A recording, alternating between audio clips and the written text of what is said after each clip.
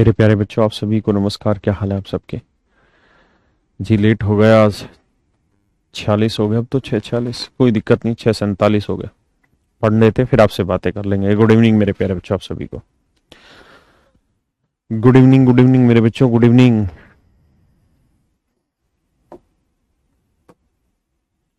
देखिए यार, आज हम बहुत ही अहम टॉपिक स्टार्ट करेंगे। करिए, पहले पढ़िए। ये क्वेश्चन तो लगा रखा था ना तुम पहले से ही, बच्चों ने पढ़ तो लिया ही होगा। तो देखिए मेरे बच्चों, आपने पढ़ तो लिया ही है सवाल, फिर सीधा काम की बात, नो बकवास।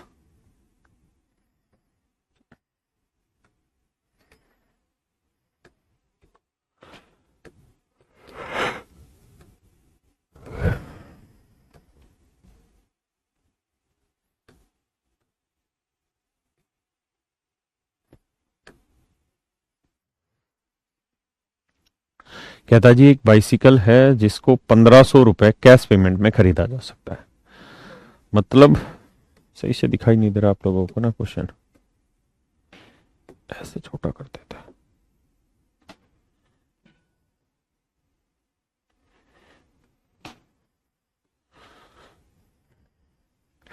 कह रहा है जी, एक बाइसिकल है जिसे 1500 रुपए कैश पेमेंट में खरीदा जा सकता है। मतलब अगर आपके पास 1500 रुपए हैं,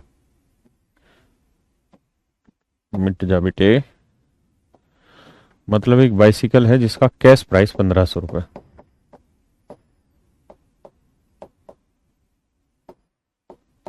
अगर आपके पास नगद है बाबू 1500 रुपए, आप 1500 रुपए दो, साइकिल आपकी। अगर नहीं है तो भैया सवाल में कहें कि फिर आपको कैश डाउन पेमेंट देना पड़ेगा। कैश डाउन पेमेंट देना होगा जी।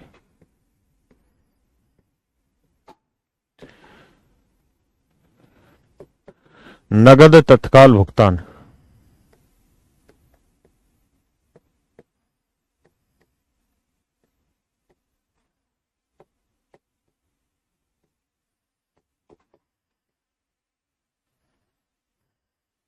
नगद तत्काल भुगतान ये है जी 350 रुपए। ये है 350 रुपए। कहता जी, एक साइकिल की कीमत है 1500 रुपए। नगद पैसे हैं तो 1500 दे दो, ले जाओ। नहीं है तो भैया 350 रुपए तो कर दो कैश डाउन पेमेंट, नगद तत्काल भुगतान। तो जो बाकी पैसा बच गया, बाकी कितना बच गया जी? 1150 रुपए। बाकी बच गया जी 1150 रुपए। कहता जी, इस 1150 रुपए का आप करा लो लोन। 1150 रुपए का करा लो आप लोन। क्या करा लो मेरे बच्चे? 1150 रुपए का आप करा लो जी लोन। तो लोन करते हैं जी। लोन कैसे करना है जी? तो लोन में सेटिंग ये होगी कि भैया किस्तें बनेंगी, 400 रुपए की 3 किस्तें बनेंगी और मासिक किस्तें होंगी। अगले 3 महीनों की मासिक किस्तें होंगी। तो साधारण ब्याज की दर ज्ञात करो। तो मेरे प्यारे बच्चों, यहाँ एक छोटा सा डिफरेंस बताता हूं आपको। आपको याद होगा कंपाउंड इंटरेस्ट में मैंने एक क्वेश्चन कराया था कि एक आदमी ने बैंक से 3000 रुपए उधार लिए हैं। अगर हर साल के आखिरी में वो हजार हजार रुपए दे जा रहा है, तो बताइए तीसरे साल के आखिरी में वो कितना धन चुकाए कि उसका कर्जा खत्म हो जाए। रेट ऑफ इंटरेस्ट 30% था, है ना? तो वो कंपाउंड इंटरेस्ट पे सवाल था, तो हम ऐसे किए भैया कि 3000 का 30%, पहले साल ब्याज होगा 900 रुपए, तो कर्जा हो जाएगा एक साल के आखिरी में 3900 रुपए।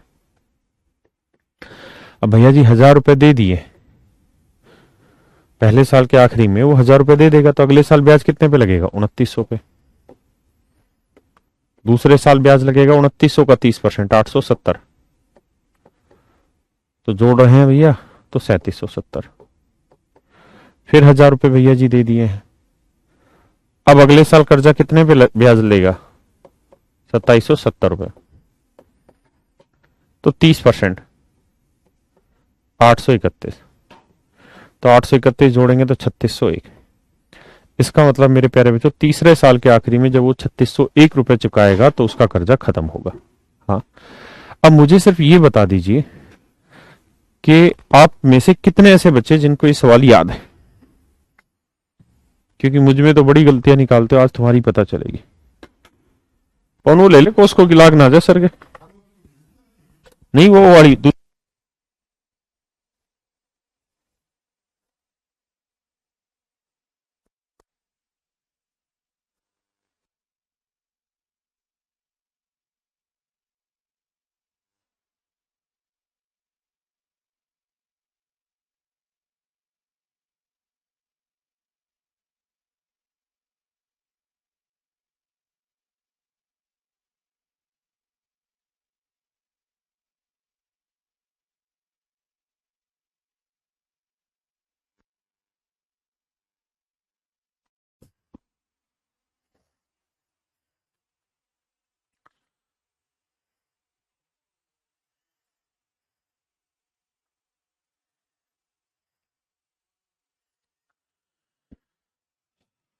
अब भैया यही सवाल अगर साधारण ब्याज पे हो तो कैसे करें? हाँ हमें याद है, एक तो कह रहा विनाल क्या लिख रहा है। देखिए मेरे बच्चे, अगर यही सवाल साधारण ब्याज पे होता तो हमें ऐसे करना होता कि भाई पहले साल 3,000 रुपये उसने उधार लिए तो 30% के हिसाब से 900 रुपये ब्याज हुआ, हाँ है ना। तो अब मेरे बच्चों सवाल में कह रहा है कि जी पहले साल के आखिरी में आया और 1,000 रुपये देके चला गया। तो साधारण ब्याज में क्या कहानी है कि ब्याज पे तो ब्याज लगता ही नहीं है, हाँ है ना। यहां पे क्या कहानी थी मेरे शेरों कि यहां जो पहले साल का ब्याज था, यानी ये जो 900 रुपये ब्याज था, ये वाला 900 रुपये ब्याज, ये भी तो जुड़ गया प्रिंसिपल में, वरना तो 3,000 में से 1,000 घटा के 2,000 आना था, लेकिन हमने ब्याज लगाया 2,000 जमा 900 पे, हाँ है ना, यानी ब्याज पे ब्याज लगाया। लेकिन साधारण ब्याज में ब्याज पे ब्याज नहीं लगेगा, तो जो ये 1,000 रुपये माइनस करेंगे तो सिर्फ मूलधन घटेगा, तो 3 में से 1,000 दे दिया, बचे कितने 2,000, तो 2,000 पे 30% 600 का ब्याज, फिर 1,000 देके चला गया दूसरे साल के आखिरी में, अब 1,000 पे ब्याज, तो 1,000 का 30% 300 रुपये ब्याज। तो इसका मतलब मेरे बेटे ये हो गया कि 1,000 रुपये तब जो ये बच रहे थे ये देने, हाँ है ना, और 9 और 6 15 और 3 1,800 रुपये ये देने, तो कुल मिला के 2,800 रुपये उसे चुकाने होंगे। यानी तीसरे साल के आखिरी में 2,800 रुपये चुकाएगा तो उसका कर्जा खत्म हो जाएगा साधारण ब्याज की दर पे। चक्रवृद्धि ब्याज होता मेरे बेटे तो 3,601। एक बार समझो,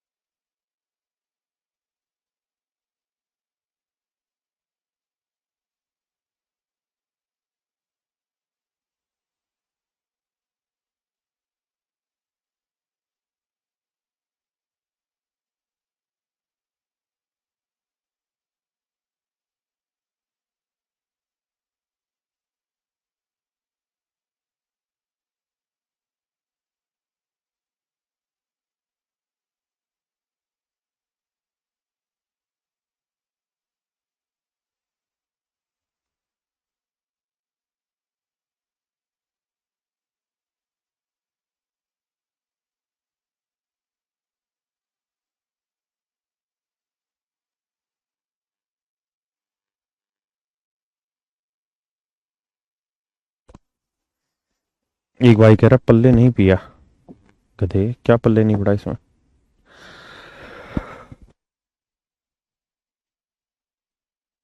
तो मेरे शेरों दिक्कत यहां पे ये है कि भैया 350 रुपये नगद तत्काल भुगतान देने के बाद 1,150 रुपये आपका कर्जा हो गया, आपने 1,150 रुपये बैंक से उधार ले लिया। 1,500 नगद थे साइकिल की कीमत, वो है नहीं आपके पास, आपने 350 रुपये चुका दिए, बाकी 1,150 रुपये बचा, इसका आपने बैंक से लोन करा लिया। अब बैंक से जो लोन कराए भैया जी, उसमें भी एक गड़बड़ आ रहा है, क्या कि यहां जो लोन है उसमें कहानी घुमा दिए हैं क्या कि 400 रुपए की 3 समान किस्तों में दे रहे हैं और मासिक किस्तों में चुकाने लग रहे हैं। यानी जो पैसा चुकाया जा रहा है वो चुकाया जा रहा है मासिक किस्तों में, हाँ है ना, जो पैसा चुकाया जा रहा है भैया जी वो मासिक किस्तों में चुकाया जा रहा है। तो इसका मतलब ये बना मेरे बेटे कि पहले महीने बैंक जो ब्याज लेगा वो कितने पे लेगा, 1,150 पे, 8% की रेट मान लेते हैं। तो एक महीना, भाई साधारण ब्याज का फार्मूला मूलधन गुना दर गुना समय बटे 100। अब समय दर जो होती है वो सालाना होती है, समय 1 महीना है, तो 1 महीने को साल बनाने के लिए 12 कर दिया। आप कहे जी आपने समय 1 महीना क्यों लिया, इसलिए लिया क्योंकि 1 महीने के बाद वो 400 रुपए दे रहा है, क्योंकि उसने कहा ना 400 रुपए की 3 किस्तों में पैसा चुकाएगा, तो हर महीने के आखिरी में आ रहा है 400 रुपए दे जा रहा है, हाँ है ना। तो इसका मतलब पहले महीने जो बैंक ब्याज लेगा वो इतने पे लेगा, क्लियर है। अब दूसरे महीने क्या होगा, भाई प्रिंसिपल में से 400 रुपए आपने दे दिया तो अब बचा कितना, 750। तो अगले महीने बैंक जो ब्याज लेगा वो 750 पे लेगा, दूसरे महीने बैंक ब्याज लेगा 750 पे 8% की रेट से, 1 साल का। दूसरे महीने जो ब्याज लेगा वो इतना लेगा। अरे हाँ है ना, दूसरे महीने मेरे प्यारे बच्चों बैंक जो ब्याज लेगा वो इतने पे लेगा। अब दूसरे महीने के आखिर में फिर से वो 400 रुपए दे दे रहा है। हाँ है ना, है?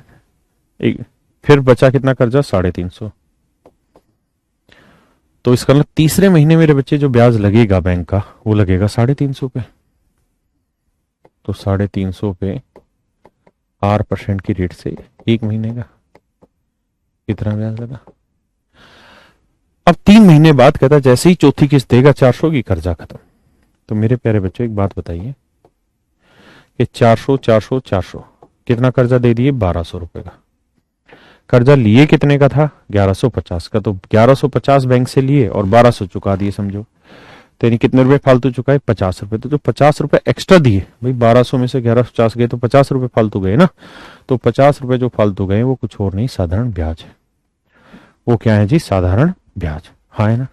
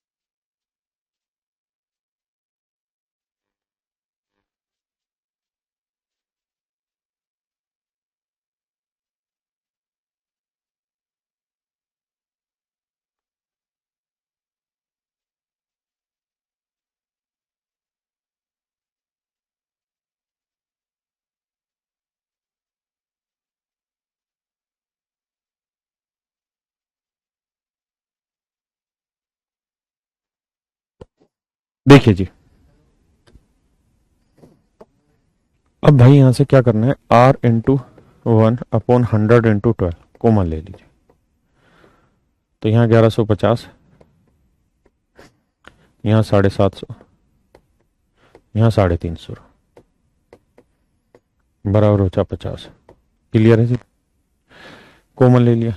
अब जब आप सोल्व करेंगे तो R × 1/100 × 12, इसे जोड़ेंगे तो यह आएगा 7 और 1 18, 1900 और 3 2250।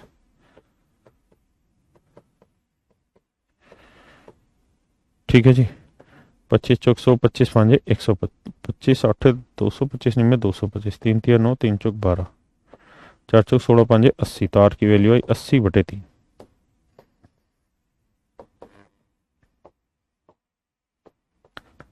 तो रेट ऑफ इंटरेस्ट आया मेरे बच्चे 26 सही 2/3% पर एनम। कहाँ है कि आपने जो टाइम लिया था वो पर एनम बना दिया था, 1/12 करके आपने उसे साल बना दिया था। हाँ है ना। तो एक बार समझो, फिर इसे शॉर्ट में भी समझाता हूं।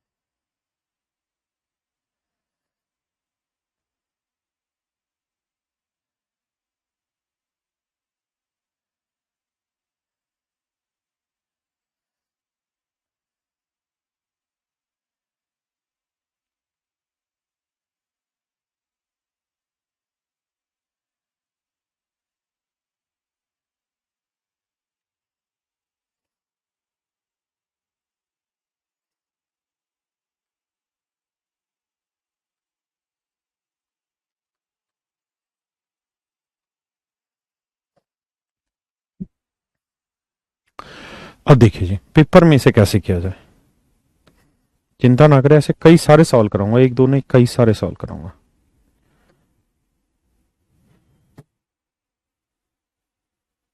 देखिए मेरे बच्चे,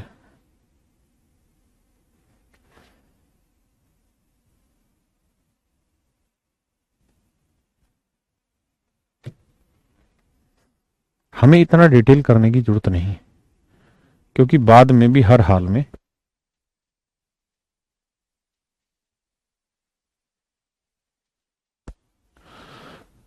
में होता यही है कि भाई 1500 में 350 कैश डाउन पेमेंट दे दिया, बचा कितना 1150। तो आप ये कहिए कि भाई पहले महीने जो ब्याज लगेगा वो 1150 रुपए पे लगेगा, हाँ है ना। अब फिर से 400 रुपए किस्त दे दिया तो अब अगले महीने ब्याज लगेगा 750 पे।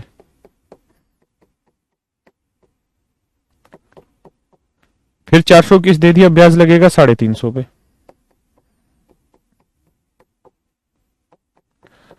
अब मेरे बच्चे इन सबको जोड़ लेंगे, जब जोड़ेंगे इन सबको आपस में तो r इंटू 1/100 इंटू 12 आ जाएगा कॉमन, और बचेगा 1150 जमा 750 जमा 350। इन सबको जोड़ देंगे, जब इनको जोड़ेंगे तो आएगा 2250 गुना में r इंटू 1/100 इंटू 12। अगर गौर से देखोगे सेम वही प्रोसेस है जो वहां लिखा है वो यहां लिखा है। इंटरेस्ट है जी 50, सोल्व करेंगे रेट आ जाएगी। मैं आपको कह रहा हूं जी आपको हर एक सवाल में ये काम करने की जरूरत नहीं है। आप ये देखिए पहले महीने का प्रिंसिपल, दूसरे महीने का, तीसरे महीने का, चौथे, पांचवें, छठे, जितनी भी किस्तें उतने महीने का प्रिंसिपल निकालिए, उस प्रिंसिपल को जोड़िए, इंटू में आर, इंटू में जो भी टाइम दे रखा है, जैसे हर साल की है तो 1 साल लिखेंगे, अगर महीने तो 1 महीने को साल लिख बना लेंगे तो 1/12/100 करके, और जो डिफरेंस हो इक्वल रख देंगे, रेट सीधी आ जाएगी। हाँ है ना बेटे, पर एनम इस वजह से हो गई रेट क्योंकि आर को हमने पर एनम ही ले रखा है, और टाइम को 1 महीने को हमने साल बना दिया था 12 से भाग देके, तो टाइम भी साल में, रेट भी साल में। कोई नहीं, आप इस क्वेश्चन पे आ जाइए।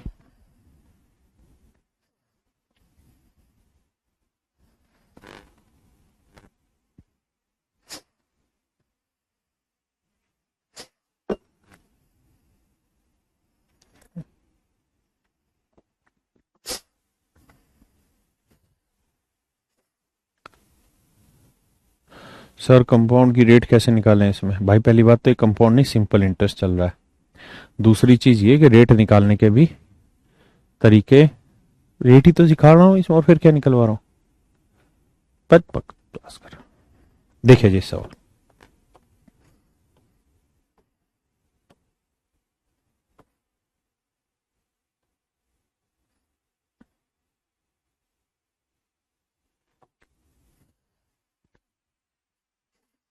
कहता जी किसी पेन का नगद मूल्य 60 रुपए,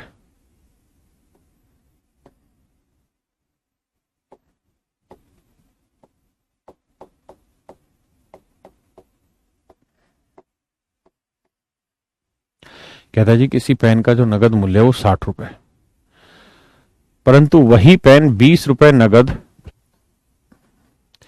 कहता भाई अगर नगद है आपके पास 60 रुपए तो नगद दो और ले जाओ, नहीं है तो भैया कैश डाउन पेमेंट कर दो, आप नगद तत्काल भुगतान कर दो जी। कितने का नगद तत्काल भुगतान कर दो जी? 20 रुपए का। 20 रुपए का नगद तत्काल भुगतान कर दो। तो 20 रुपए का अगर आप नगद तत्काल भुगतान करेंगे तो बचा कितना जी? 40। तो जो 40 रुपए बचा उसका करा लो जी आप लोन। और कितनी किस्तों में पैसा चुकाएंगे जी आप? 6 किस्तों में पैसा चुकाएंगे। हर एक किस्त कितने रुपए की होगी जी? 8 रुपए की। तो भाई 8 रुपए की 6 किस्तें लोगे तो 6 8 48, यानी 48 रुपए चुका दिया है ना। और कर्जा था कितना ले रहे हो? 40। तो कितने रुपए फालतू चुका रहे हो? 8 रुपए। वो 8 रुपए एक्स्ट्रा जो चुका रहे हो किस चीज का है? आप कहेंगे जी वो इंटरेस्ट का हुआ, क्योंकि हम 8 रुपए जो एक्स्ट्रा दे रहे हैं it is our interest, interest या इंटरेस्ट, इंटरेस्ट है।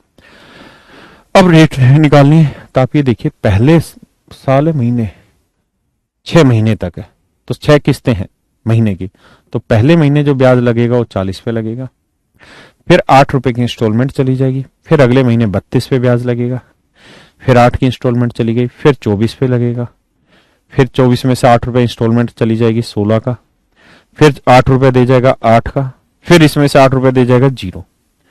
हाँ है ना। अब जीरो इसलिए क्योंकि यहाँ पे 8 रुपए देगा तो 32, 32 में से 8 गया 24, 24 में 8 गया 16, 16 में 8 गया 8, और 8 में से 8 देने के बाद 0 रुपए प्रिंसिपल बचा। तो आप कहेंगे जी छठी किस्त में तो प्रिंसिपल 0 बचा। बिल्कुल बचा, इसमें क्या बुराई है भाई, ब्याज भी तो चुकाना है जो पीछे का है। हाँ है ना। तो इसका मतलब जो छठी किस्त में 0 प्रिंसिपल है उसमें जो भी चुकाया जा रहा है वो सारा ब्याज चुकाया जा रहा है। तो भैया यहां लिखोगे R इंटू 1/100 इंटू 12, प्लस में फिर ये काम करोगे, सेम यही कहानी यहां लिखोगे, फिर प्लस में करोगे यही कहानी यहां, फिर प्लस में यही कहानी यहां, फिर प्लस में यही कहानी यहां, फिर प्लस में करोगे यही कहानी यहां, और जब आप जोड़ोगे तो ये वाला हिस्सा कॉमन आ जाएगा। R इंटू 1/100 इंटू 12 कॉमन आ जाएगा। और जब इसे जोड़ोगे तो जोड़ोगे 40, 32, 24, 16, 8, तो 8 6 14 और 4 18 और 2 20, असल 2, 2 और 4 6 और 3 9 और 2 11 और 1 12, 120। और इंटरेस्ट कितना है जी 8। तो 12 से काटेंगे 12, जीरो से जीरो, तो रेट ऑफ इंटरेस्ट आ गया जी कितना 80%। तो मेरे प्यारे बच्चों 80% रेट ऑफ इंटरेस्ट आ गया। यानी रेट ऑफ इंटरेस्ट जो आया मेरे बेटा वो कितना आया 80%। साक्षी कह रही जी 1/12 क्यों कर रहे हो बेटे, ये महीने की किस्तें हुई ना, तो एक महीने का ब्याज, महीने को साल बनाएंगे तो क्या लिखेंगे 1/12। हाँ है ना। आराम से देखो फिर बढ़ो आगे, कोई जल्दबाजी नहीं जल्दी खींचने की।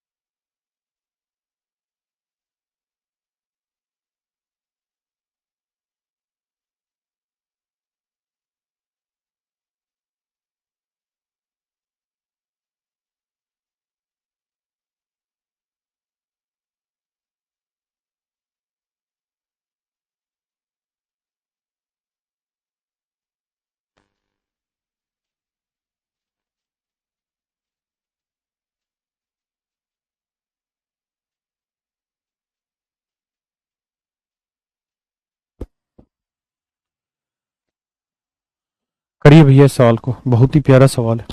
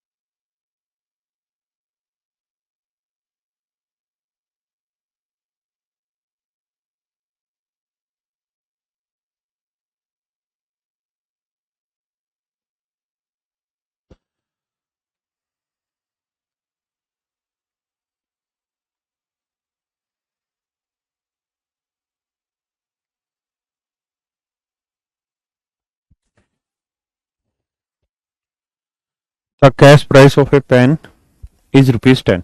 कहता है जी किसी पेन का जो कैश प्राइस है वो ₹10। कैश प्राइस है भैया जी ₹10। अगर नगद है भैया जी तो दे दो ₹10, ले जाओ पेन आपका हुआ। अगर नहीं है तो कहता है जी फिर ₹1 की 11 मंथली इंस्टॉलमेंट में चुकाओ। ₹1 की 11 मंथली इंस्टॉलमेंट में चुकाओ जी पैसा। तो ₹1 की 11 इंस्टॉलमेंट मतलब कितना पैसा चुका दिया? ₹11। पेन की कीमत कितनी है जी? ₹10। नगद है ₹10 दो पेन तुम्हारा। नहीं है तो भैया ₹1 की 11 इंस्टॉलमेंट दो, यानी ₹11 चुकाओ, मतलब ₹1 फालतू चुकाओ। तो जो ₹1 फालतू चुकाओगे वो किस नाम का होगा? तो आप कहेंगे जी वो इंटरेस्ट के नाम का होगा। अब मेरे बच्चों ये बताओ, पहले महीने ब्याज कितने पे ले गई? 10 पे, फिर 9 पे, क्योंकि ₹1 की किस्त घटती चली जाएगी, फिर 8 पे, फिर 7 पे, फिर 6 पे, फिर 5 पे, फिर 4 पे, फिर 3 पे, फिर 2 पे, फिर 1 पे, फिर 0 पे। देखो, पहले महीने ब्याज 10 पे, फिर ₹1 की इंस्टॉलमेंट गई, अब 9 बचा, फिर 1 की इंस्टॉलमेंट गई 8 बचा, फिर 1 की इंस्टॉलमेंट गई 7 बचा, फिर 1 की इंस्टॉलमेंट बची 6 गया, फिर 1 की इंस्टॉलमेंट गई 5 बचा, फिर 1 की इंस्टॉलमेंट गई 4 बचा, फिर 1 की इंस्टॉलमेंट गई 3 बचा, फिर 1 की इंस्टॉलमेंट गई 2 बचा, फिर 1 की इंस्टॉलमेंट गई 1 बचा, फिर 1 की इंस्टॉलमेंट जाएगी प्रिंसिपल 0। अब साधारण ब्याज में क्या होता है? सर सिर्फ और सिर्फ मूलधन पे ही ब्याज लगता है। तो जो 10वीं किस्त ₹1 की जाएगी ना, 11वीं किस्त जो ₹1 की जाएगी, अब यहां से गिनती करेंगे तो 1 2 3 4 5 6 7 8 9 10, 10 किस्तें गई। 11वीं जो किस्त जाएगी उसमें प्रिंसिपल कुछ नहीं उतरेगा, क्योंकि प्रिंसिपल तो 10वीं किस्त में ही खत्म हो गया था। ₹1 की 10 किस्तों में ₹10 प्रिंसिपल उतार दिया। तो मेरे भाई जो 11वीं किस्त में पैसा गया है ना, वो आपका साधारण ब्याज गया है। हाँ है ना?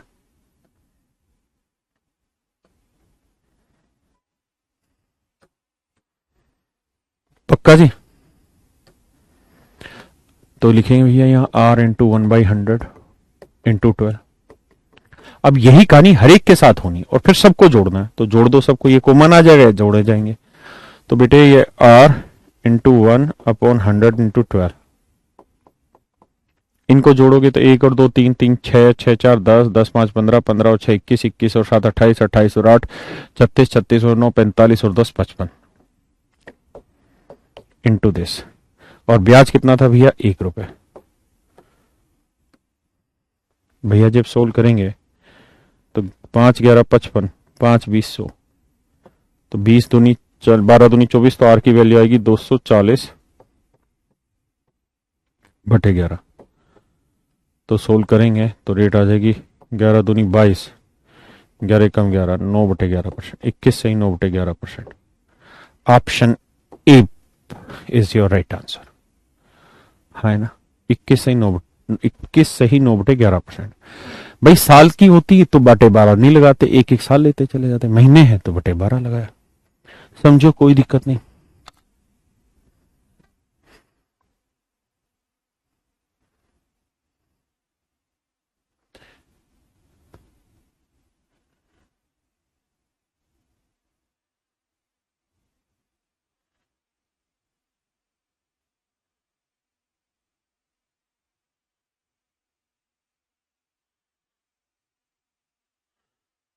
भाई क्वेश्चन और भी तो थे, रुक जा, नीचे होंगे, देख रहा हूं।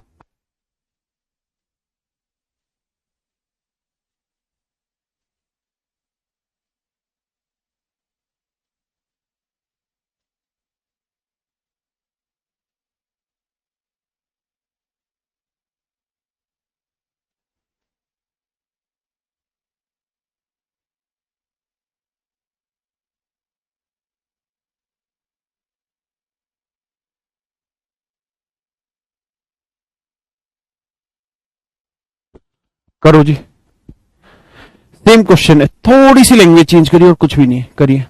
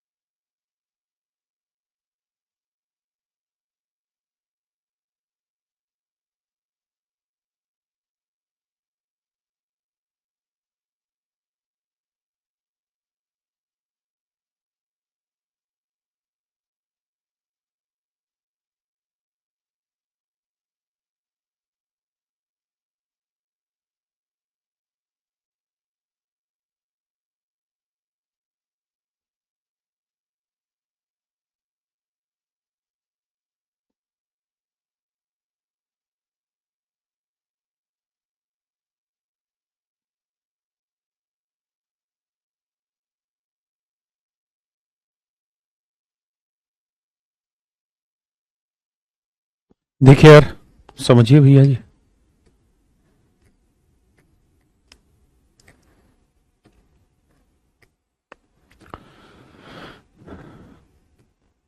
समझने का कोशिश कीजिए भैया। कहे हैं कि एक आदमी ने बैंक से 7,000 रुपये उधार लिया,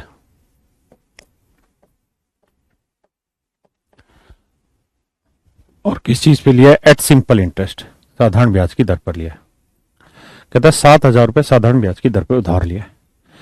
3 साल के बाद उसने बैंक को 3,000 रुपये दे दिए। इसका मतलब मेरे बच्चे, अगर आपने बैंक से 7,000 रुपये उधार लिए और 3 साल के बाद कुछ देना जाओगे, तो पहले साल भी बैंक 7,000 रुपये ब्याज लेगा, दूसरे साल भी बैंक 7,000 रुपये ब्याज लेगा, और तीसरे साल भी बैंक 7,000 रुपये ही ब्याज लेगा। है ना? तो 3 साल के बाद आपने जाके 3,000 रुपये पकड़ा दिए।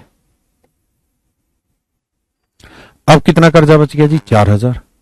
तो भैया चौथे साल आपको 4,000 रुपये ब्याज लगेगा बैंक का। अब कह रहा है जी चौथे साल के आखिरी में कुछ नहीं दिया, 5वें साल के आखिरी में दिया, तो यानी 5वें साल भी 4,000 रुपये ब्याज लगेगा।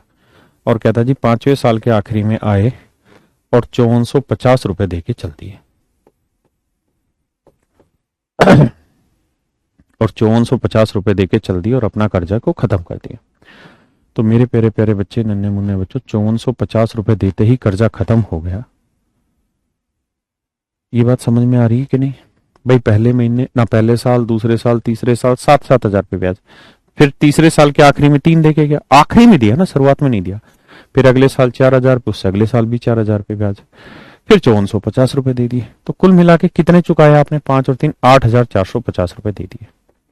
तो मेरे बेटे 8,450 रुपये आपने दिए, और उधार लिए थे कितने? 7,000।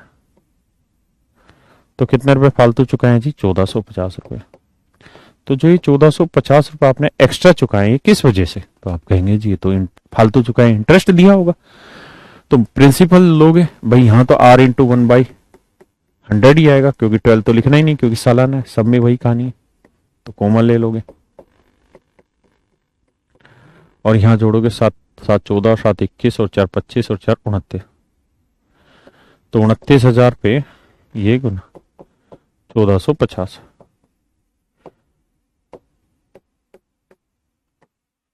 29 से काटोगे भैया तो रेट आ जाएगी 5%। यानी साधारण ब्याज की जो दर होगी मेरे बच्चों, वो होगी 5%। B option.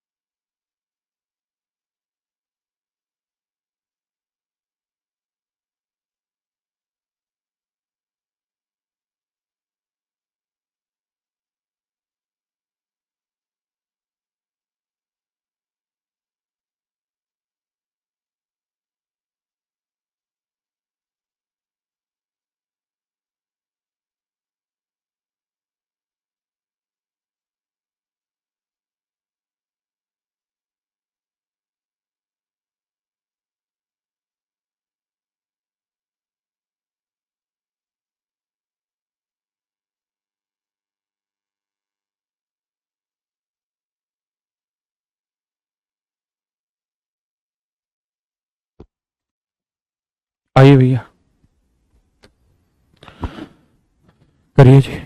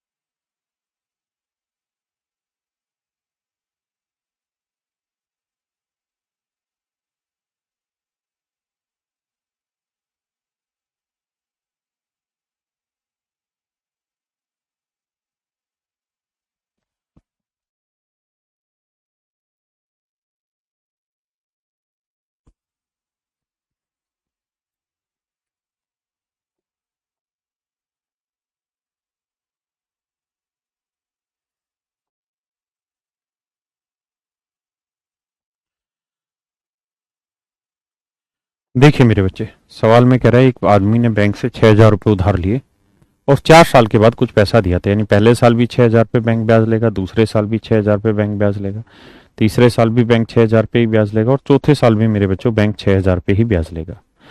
चौथे साल के आखिरी में आया और जी 2,500 रुपये दे दिए। तो 6,000 में से 2,500 दे दिए तो बचे कितने जी? 3,500। तो पांचवें साल बैंक जो ब्याज लेगा वो 3,500 लेगा और कहता जी पांचवें साल के आखिरी में 4,550 रुपये दिए। हाँ है ना?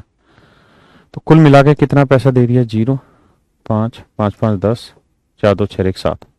यानी 7,050 रुपये आपने उधार दिए। और उधार लिए कितने थे जी? 6,000। 6,000 लिए थे, 7,050 दे दिए, तो कितने फालतू दिए? 1,050। तो यानी 1,050 रुपये फालतू दिए। तो फालतू किस चीज के गए होंगे? ब्याज के। तो R इंटू 1/100, सेम यही कहानी यहाँ। सब कुछ जोड़ोगे तो यहाँ R इंटू 1/100, इन्हें सोल्व करोगे, 6, 6, 12, 6, 18, 6, 24 और 3, 27,500। तो 27,500 गुना R इंटू 1/100 और ये वैल्यू है 1,050। बस मेरे बेटे सोल्व कर दो, R की वैल्यू आ जाएगी।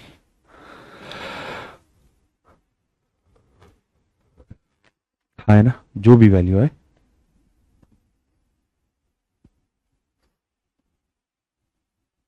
करिए जिस सवाल को।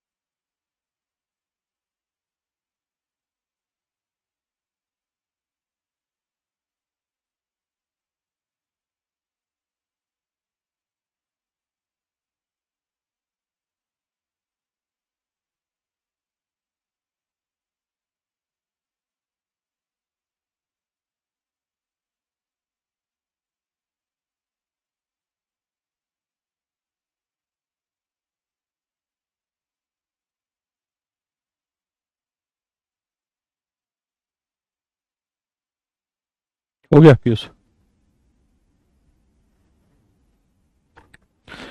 देखिए मेरे बच्चे, बहुत ही खूबसूरत सवाल है। क्वेश्चन में कह रहा है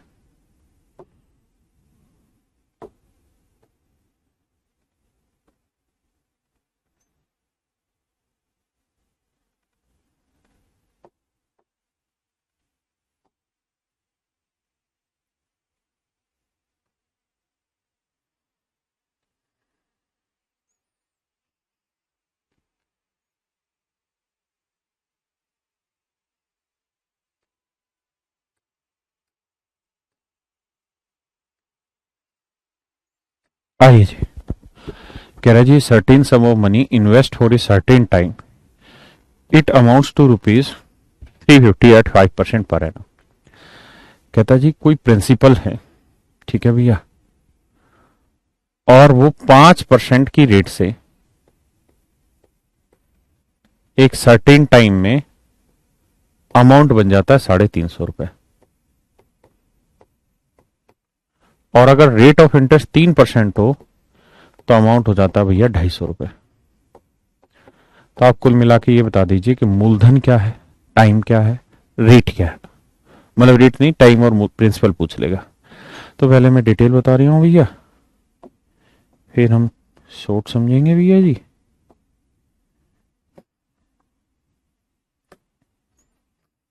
देखिए जी, तो प्रिंसिपल है पी प्रिंसिपल पे 5% की रेट से कहता है टी साल, कोई टाइम होगा फिक्स, मान लेते हैं टी साल की बात हो रही है, टी सालों पे इतना साधारण ब्याज देना। तो भैया मूलधन जमा साधारण ब्याज, principal plus simple interest amount कहलाता है, अमाउंट हो रहा है जी ₹350। है ना, कोनो दिक्कत? एक बार पढ़ो भाई, मैंने पहली स्टेटमेंट कराई कि 5% की रेट से कोई धन अमाउंट बन जाता है 350, तो प्रिंसिपल पी मान लेते हैं, रेट 5% है, टाइम टी मान लेते हैं। है ना, आइए जी आगे। अब आगे कह रहा है जी पी प्रिंसिपल पे 3% की रेट से टी सालों का जो साधारण ब्याज है वो कहता है जी हो रहा है ₹250। है ना, बात समझे मेरी? किसी भैया कोई दिक्कत है यहां तक? नहीं। अब भैया हम बात समझाएं क्या कि दो इक्वेशन हो गया है, इनको अगर आप सोल्व करने जाइएगा तो कैसे करिएगा, ये बड़ा सवाल। माइनस करते माइनस करते माइनस करते ये कट जाएगा। ये 5 PT है, ये 3 PT, तो घटाएंगे तो 2 PT बचेगा, अपान 100 होगा। 350 में से 250 हो गया, 100 बचा। 2 से काटेंगे तो पीटी का जो वैल्यू है 50 गुना 100 करेंगे तो भैया वो आएगा 5000। यानी प्रिंसिपल इंटू टाइम की वैल्यू है 5000। पहले समझिए फिर आगे बढ़ता है।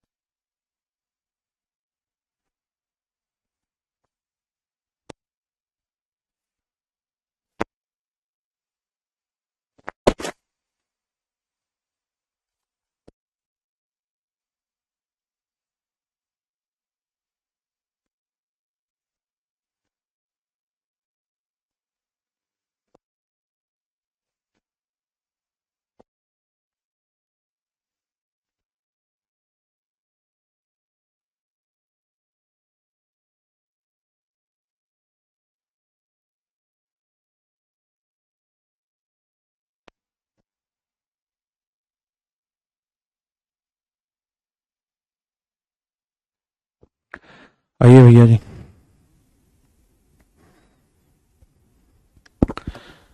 अब इसको किसी भी एक इक्वेशन में रख के पी की वैल्यू निकाल दें। जैसे इसी इक्वेशन में ले लेते हैं। अगर आप बात समझे गए हैं तो जैसे इसी इक्वेशन में रख लेते हैं, पीटी का वैल्यू 50 आया है, रख देना भैया पीटी का वैल्यू 50 यहाँ। ये है P plus 5 P into T by 100 बराबर 350। भैया समझे? तो P प्लस 5, PT का वैल्यू कितनी है 5000 बटा 100 बराबर 350। 20 से 20 ये 250 आया, उधर जाके घटाओगे तो प्रिंसिपल आएगा कितना 100। तो मूलधन आ गया मेरे भाई 100 रुपए। अगर मूलधन 100 है तो यहां रख देते प्रिंसिपल 100, तो पी की वैल्यू 100 इंटू टाइम बराबर 5000। 100 से 100 काट दिया तो टाइम की वैल्यू आ गई जी 50 साल। तो मेरे प्यारे बच्चों टाइम की वैल्यू आ गई 50 साल। टाइम की वैल्यू आ गई जी मेरे बच्चों 50 साल। क्या किसी भैया कोई दिक्कत है यहां तक?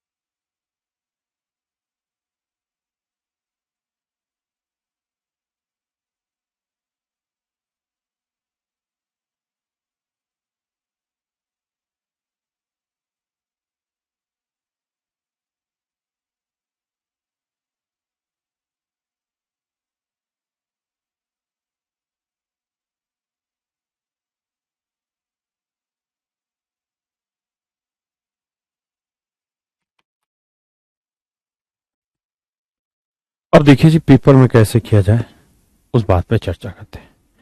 तो मेरे प्यारे बच्चों चर्चा ये है कि भाई ये 350 रुपए जो है ना,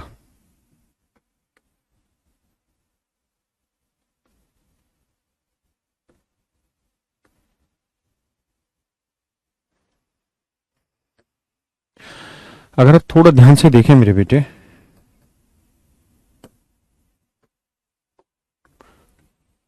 तो कुछ बातें हम आपको समझाना चाह रहे हैं भैया जी। क्या कि 350 रुपए में क्या क्या शामिल है? प्रिंसिपल शामिल है, प्लस 5% की रेट से सिंपल इंटरेस्ट शामिल है। यहां 250 रुपए में प्रिंसिपल शामिल है और भैया 3% की रेट से सिंपल इंटरेस्ट शामिल है।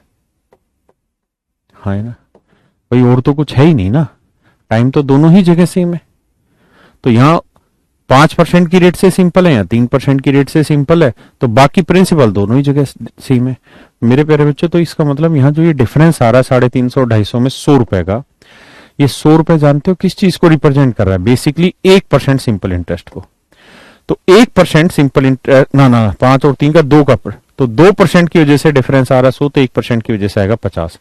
यानी पी रुपए प्रिंसिपल पे, हाँ है ना, 1% की रेट से टी साल।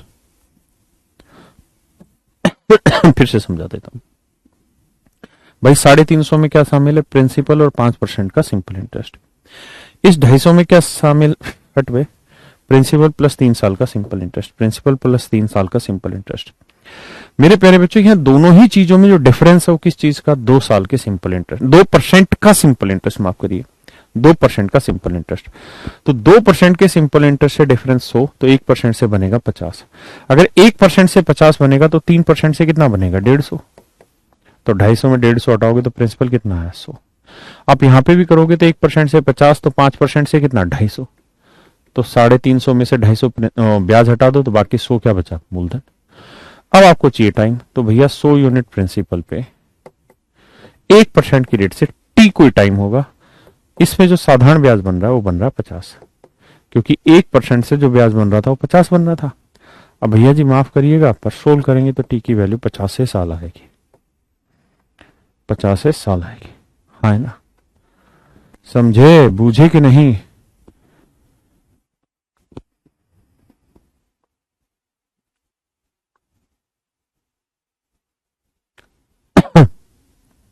देखिए जी, ये कुछ ऐसे सवाल हैं जो मैंने आपको कराने हैं, लेकिन ये सारे के सारे क्वेश्चन मैं आपको मिक्सचर एंड एलिगेशन में कराऊंगा, क्योंकि वहां मैं इनका शॉर्टकट भी बताऊंगा और वहां मैं इनको डिटेल में भी समझाऊंगा। तो इसलिए इन सवालों को मैं यहाँ छोड़ रहा हूँ कि एक इससे अगले को यहाँ। ये बढ़िया टाइप क्वेश्चन है, लेकिन मिक्सचर एंड एलिगेशन में ही समझा पाऊंगा इसे तरीके से। करिए भैया सवाल को, करिए जी।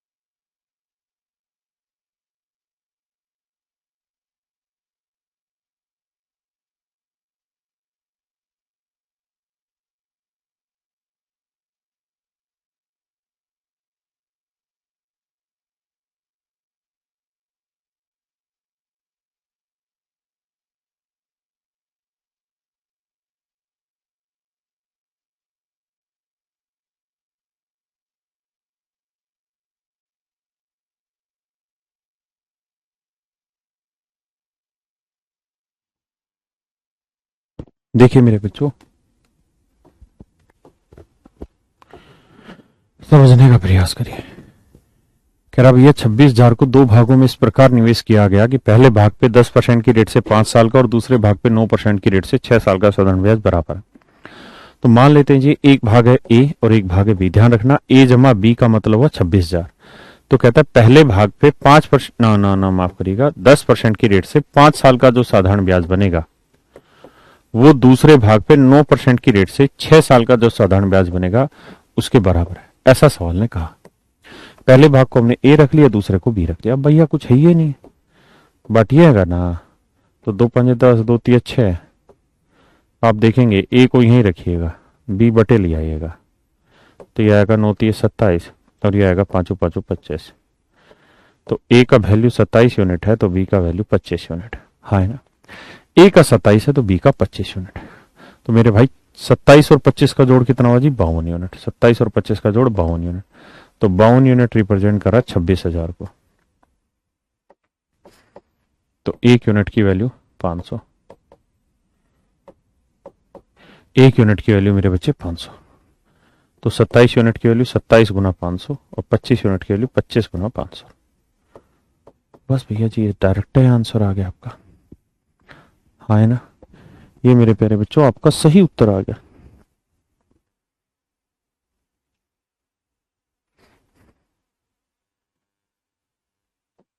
करिए जी।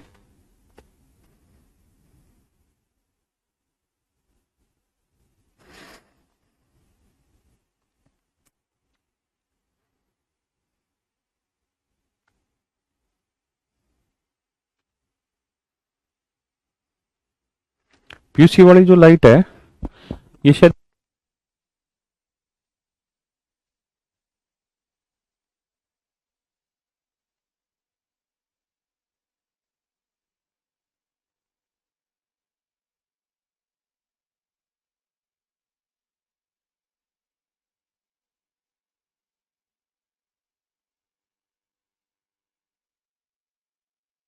देखिए भैया जी,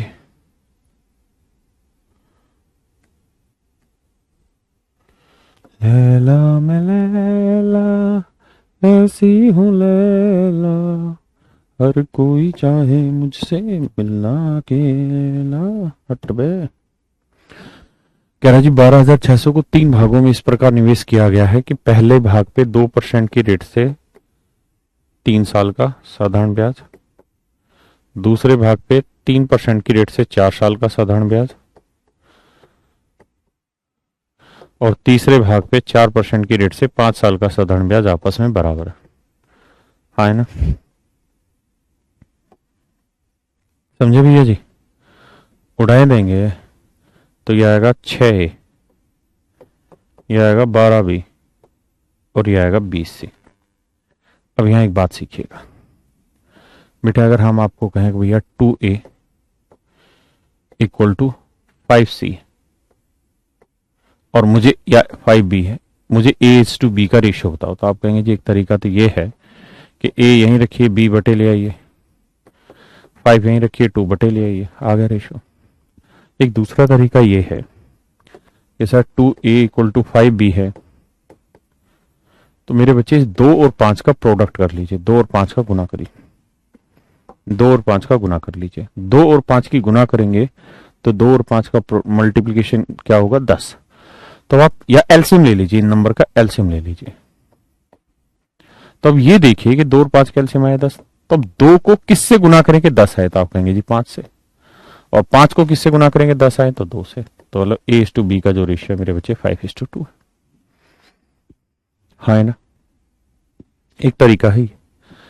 ऐसे ही मेरे बेटे यहां पे भी आपको करना यही चाहिए कि 6 इंटू ए है, 12 इंटू बी है, 20 इंटू सी है, तो 6, 12, 20 का एलसीएम ले लीजिए। तो आप कहेंगे सर 6, 12, 20 का एलसीएम हुआ 60। एलसीएम ऑफ 6, 12, 20, तो ये एलसीएम आया मेरे प्यारे बच्चों कितना, 60। तो आप बताइए 6 को मैं किससे गुना करूं कि 60 आए, तो आप कहेंगे जी 10 से। 12 को किससे गुना करें कि 60 आए, तो 5 से। और बेटे 20 को किससे गुना करें कि 60 आए, तो आप कहेंगे 3 से। तो इसका मतलब ABC का जो रेशियो आया ना मेरे बच्चे, वो आया 10:5:3, यानी A का 10 है तो B का 5 है तो C का 3 है। हाँ है ना, ABC का अगर रेशियो पूछा होता तो मेरे बेटे आंसर होता 10:5:3। अगर तीनों का टोटल पूछे तो 10 और 5 15 और 3 18, तो 18 यूनिट हुआ तीनों का टोटल हिस्सा, जबकि तीनों का टोटल हिस्सा 12,600, तो 18 यूनिट 12,600 रुपए, तो भैया एक यूनिट 18 7 126 700 रुपए, एक यूनिट की वैल्यू मेरे बेटे 700 रुपए। तो 10 यूनिट की वैल्यू 10 गुना 700 7,000 रुपए, और 5 गुना 700 3500 रुपए, और 3 गुना 700 2100 रुपए। तो ये आपके हिस्से निकल के आ गए ABC के कि भाई A ने कितना पैसा लगाया, B ने कितना लगाया और C ने कितना लगाया। हाँ है ना, लेकिन उसने ये पूछा ही नहीं। गजेंद्र भैया क्या कहना चाह रहे हो, उसने ये पूछा ही नहीं। उसने ये पूछा है कि भैया इनका हर एक हिस्से पे सिंपल इंटरेस्ट कितना बना। तो मेरे बच्चे इस हिस्से पे ब्याज निकालना है कितना बना, तो प्रिंसिपल कितना है 7,000, यहाँ रख देते हैं A की वैल्यू 7,000 गुना 2 गुना 3 बटे 100, 3 दूनी 6 7 42 420 रुपए।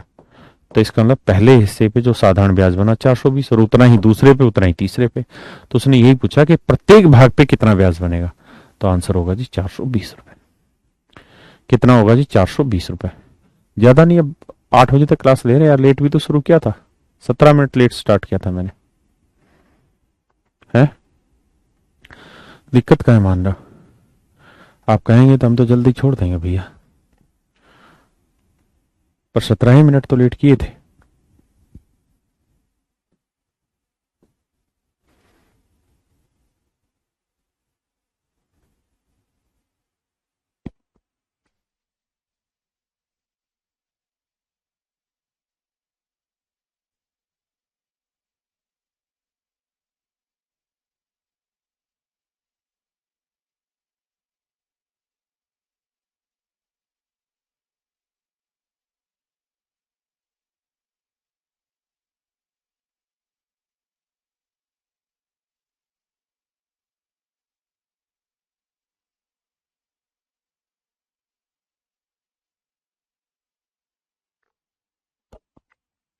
बच्चों 8 बजे तक ही रखेंगे, उससे ज्यादा नहीं लेके जाऊंगा, क्यों परेशान हो रहे हो? 15 मिनट ही बढ़ा रहे हैं, 15 मिनट मैंने लेट भी स्टार्ट किया था, 17 मिनट लेट स्टार्ट किया था।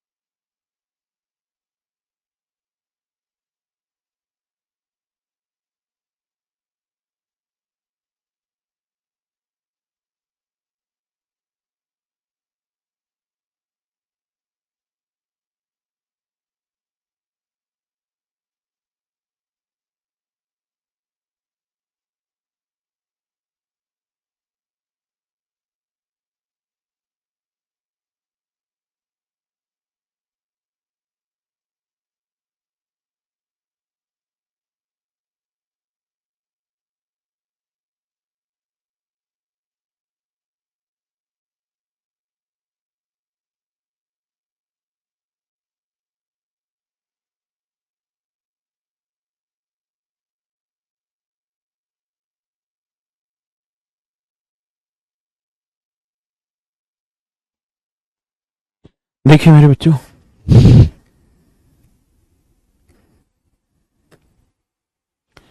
सवाल में क्या कह रही है भैया, समझते हैं।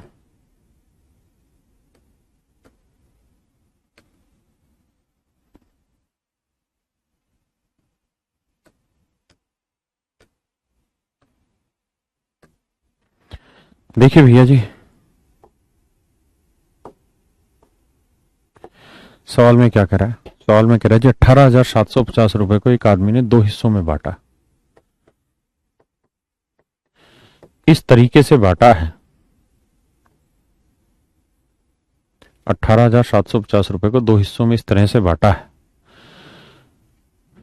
कि 18 साल की उम्र में दोनों को बराबर पैसा मिले। 12 साल का है, ये 14 साल का है मेरे भाई। इसको A रुपए प्रिंसिपल दे दिया होगा, इसको मान लेते हैं B रुपए प्रिंसिपल दे दिया होगा।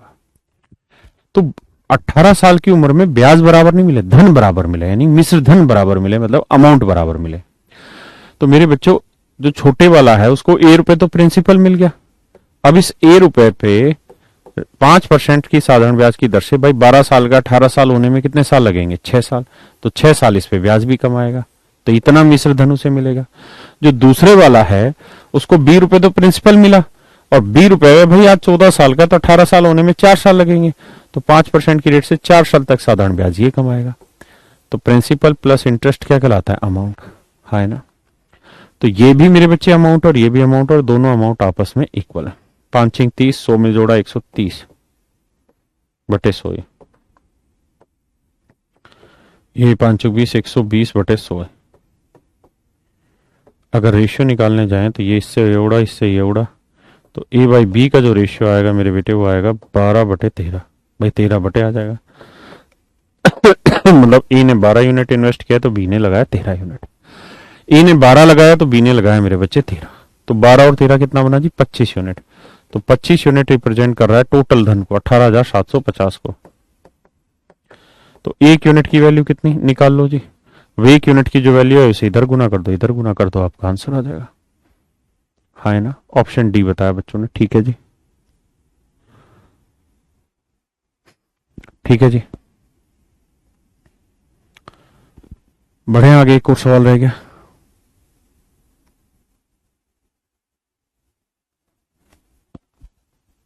बहुत ही आसान सवाल है, पढ़ो और करो।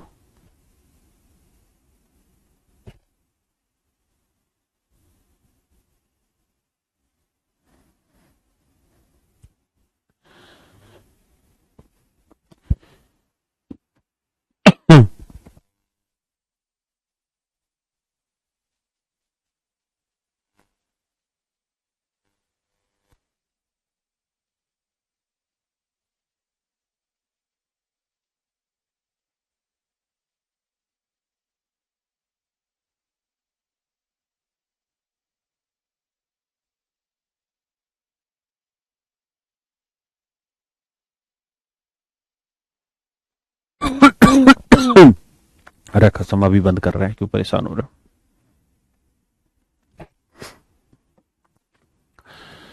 देखिए जी, बस छोटा सवाल, फिर छुट्टी कर देंगे। कह रहा जी, एक आदमी ने 3 स्कीमों में पैसा लगाया।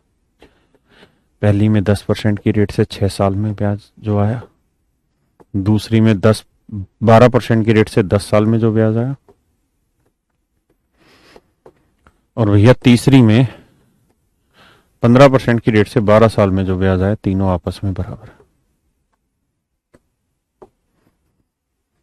हाँ है ना। तो भैया सोल्व करेंगे, उड़ाएंगे इनको, और कुछ उड़ता है उड़ा दीजिए। 5 दूनी 10, 5 दूनी 10, 5 3 15। अब भैया 6 कटता है, तो 6 एकम 6, 6 दूनी 12, 6 दूनी 12 है। और तो कुछ नहीं कट रहा ना। अब भैया यहाँ 2 भी कट जा रहा है। 2 एकम 2, 2 एकम 2, 2 एकम 2। तो आप देखोगे यहाँ आया a इंटू 1, यहाँ आया 2 इंटू बी, और यहाँ आया मेरे बच्चे 3 इंटू सी। अब आप खुद सोचिए कि 1 2 और 3 का एलसीएम लेना है हमको। तो 1 2 3 का एलसीएम लेंगे तो 3 आएगा, तो एक को किससे गुना करेंगे, 3 आए। कैलकुलेशन में तो मिस्टेक नहीं करेंगे भैया हम। भाई 1 2 3 का एलसीएम ले लो, तो एलसीएम ऑफ 1 2 3, तो ये आएगा कितना, 6।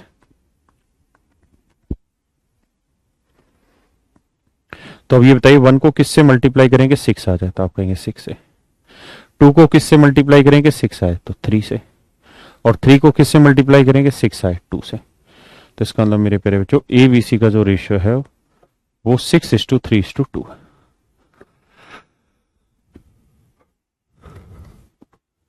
ठीक है जी, तो आज के लिए इतना ही।